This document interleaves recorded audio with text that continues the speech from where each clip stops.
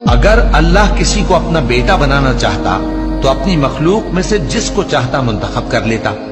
وہ پاک ہے، وہی ہے اللہ جو اکیلا ہے، بڑا زبردست ہے۔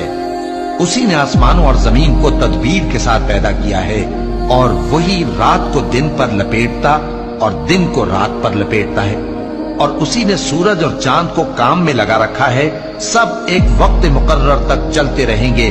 دیکھو وہی غالب ہے، بخشنے والا ہے۔ اسی نے تم کو ایک جان سے پیدا کیا، پھر اس سے اس کا جوڑا بنایا، اور اسی نے تمہارے لیے چوپایوں میں سے 8 جوڑے بنائے۔